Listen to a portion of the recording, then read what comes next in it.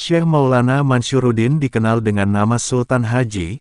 Beliau adalah putra Sultan Agung Abdul Fattah Tirtayasa, Raja Banten ke-6. Sekitar tahun 1651 Masehi, Sultan Agung Abdul Fattah berhenti dari Kesultanan Banten, dan pemerintahan diserahkan kepada putranya yaitu Sultan Maulana Mansyuruddin, dan beliau diangkat menjadi Sultan ke-7 Banten. Selama 2 tahun menjabat menjadi Sultan Banten, kemudian berangkat ke Baghdad, Irak untuk mendirikan negara Banten di tanah Irak.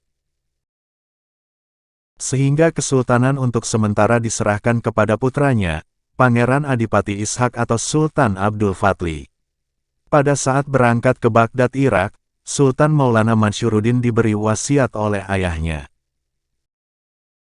Apabila engkau mau berangkat mendirikan negara di Baghdad, janganlah menggunakan atau memakai seragam kerajaan, nanti engkau akan mendapat malu. Dan kalau mau berangkat ke Baghdad, untuk tidak mampir kemana-mana harus langsung ke Baghdad, terkecuali engkau mampir ke Mekah, dan sesudah itu langsung kembali ke Banten. Setibanya di Baghdad, ternyata Sultan Maulana Mansyuruddin tidak sanggup untuk mendirikan negara Banten di Baghdad, sehingga beliau mendapat malu. Di dalam perjalanan pulang kembali ke tanah Banten, Sultan Maulana Mansyuruddin lupa pada wasiat ayahnya, sehingga beliau mampir di Pulau Menjeli di kawasan wilayah China, dan menetap kurang lebih 2 tahun di sana, lalu beliau menikah dengan Ratu Jin dan mempunyai 1 putra.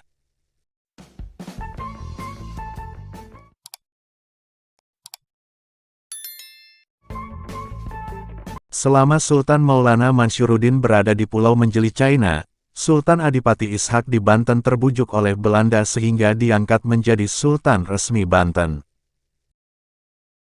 Tetapi Sultan Agung Abdul Fattah tidak menyetujuinya, dikarenakan Sultan Maulana Mansyuruddin masih hidup, dan harus menunggu kepulangannya dari negeri Baghdad, karena adanya perbedaan pendapat tersebut, sehingga terjadi kekacauan di Kesultanan Banten.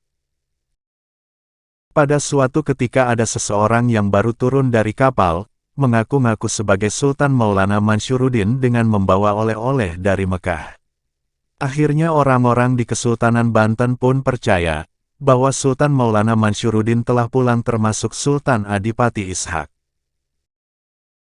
Orang yang mengaku sebagai Sultan Maulana Mansyuruddin ternyata adalah Raja Pendeta, keturunan dari Raja Jin yang menguasai Pulau Menjeli China. Selama menjabat sebagai Sultan palsu dan membawa kekacauan di Banten, akhirnya rakyat Banten membenci Sultan dan keluarganya, termasuk ayahanda Sultan yaitu Sultan Agung Abdul Fattah.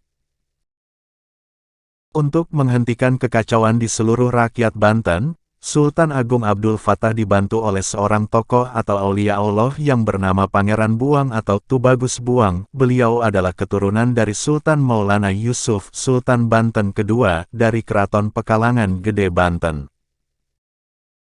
Sehingga kekacauan dapat diredakan dan rakyat pun membantu Sultan Agung Abdul Fattah dan Pangeran Buang, sehingga terjadi pertempuran antara Sultan Maulana Mansyuruddin palsu dengan Sultan Abdul Fattah dan Pangeran Buang yang dibantu oleh rakyat Banten. Tetapi dalam pertempuran itu Sultan Agung Abdul Fattah dan Pangeran Buang kalah, sehingga dibuang ke daerah Tirtayasa. Dari kejadian itu maka rakyat Banten memberi gelar kepada Sultan Agung Abdul Fattah dengan sebutan Sultan Agung Tirtayasa. Peristiwa adanya pertempuran dan dibuangnya Sultan Agung Abdul Fattah ke Tirtayasa, akhirnya sampai ke telinga Sultan Maulana Mansyuruddin di Pulau Menjeli China, sehingga beliau teringat akan wasiat ayahandanya, lalu beliau pun memutuskan untuk pulang. Sebelum pulang ke tanah Banten, beliau pergi ke Mekah untuk memohon ampunan kepada Allah Subhanahu wa Ta'ala di Baitullah Mekah, karena telah melanggar wasiat ayahnya. Setelah sekian lama memohon ampunan, akhirnya semua perasaan bersalah dan semua permohonannya dikabulkan oleh Allah Subhanahu wa Ta'ala, sampai beliau mendapatkan gelar kewalian dan mempunyai gelar Syekh di Baitullah. Setelah itu beliau berdoa meminta petunjuk kepada Allah untuk dapat pulang ke Banten, akhirnya beliau mendapatkan petunjuk, dan dengan izin Allah Subhanahu wa Ta'ala beliau menyelam di sumur Zam-Zam. Kemudian muncul suatu mata air yang terdapat batu besar di tengahnya, lalu oleh beliau batu tersebut ditulis dengan menggunakan telunjuknya, yang tepatnya di daerah Cibulakan Cimanuk Pandeglang Banten, sehingga oleh masyarakat sekitar dikeramatkan dan dikenal dengan nama keramat, Batu Quran. Setibanya di Kesultanan Banten dan membereskan semua kekacauan di sana, dan memohon ampunan kepada Ayahanda Sultan Agung Abdul Fattah Tirtayasa. Sehingga akhirnya Sultan Maulana Mansyuruddin kembali memimpin Kesultanan Banten. Selain menjadi seorang sultan, beliau pun mensiarkan Islam di daerah Banten dan sekitarnya.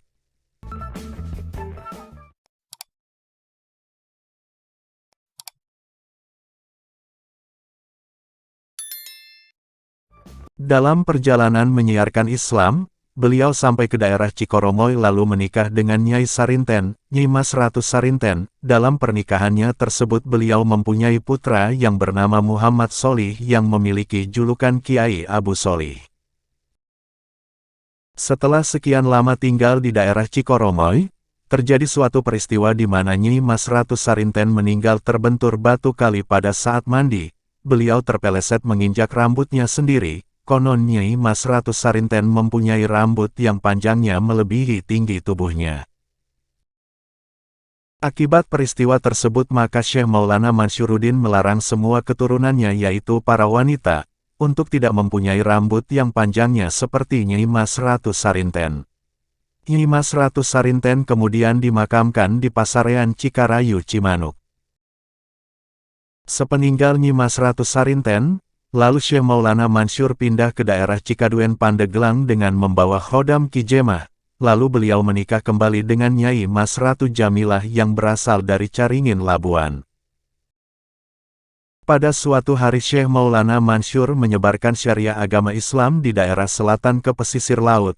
Di dalam perjalanannya di tengah hutan Pakuwon Mantiung, Sultan Maulana Mansyuruddin beristirahat di bawah pohon waru sambil bersandar bersama khodamnya Ki Jemah. Tiba-tiba pohon tersebut menjongkok seperti seorang manusia yang menghormati, maka sampai saat ini pohon waru itu tidak ada yang lurus.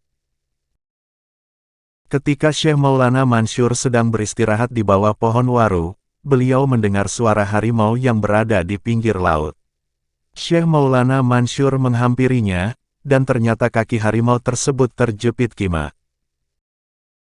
Setelah itu harimau melihat Syekh Maulana Mansyur yang berada di depannya, melihat ada manusia di depannya, harimau tersebut pasrah bahwa ajalnya telah dekat. Dalam perasaan putus asa harimau itu mengaum kepada Syekh Maulana Mansyur.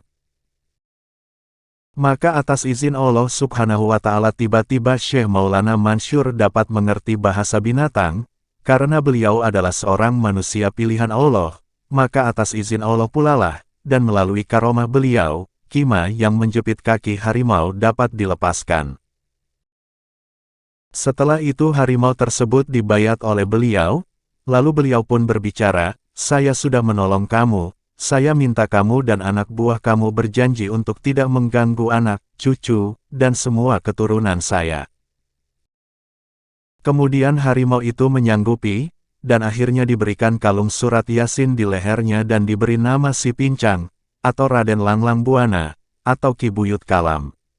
Ternyata harimau itu adalah seorang raja, atau ratu siluman harimau dari semua Pakuwon yang 6. Setelah sekian lama menyiarkan Islam ke berbagai daerah di Banten dan sekitarnya, lalu Syekh Maulana Mansyuruddin dan khadamnya Ki Jemah pulang ke Cikaduen. Akhirnya Syekh Maulana Mansyuruddin meninggal dunia pada tahun 1672 Masehi, dan dimakamkan di Cikaduen Pandeglang, Banten. Hingga kini makam beliau sering diziarahi oleh masyarakat sekitar dan dikeramatkan.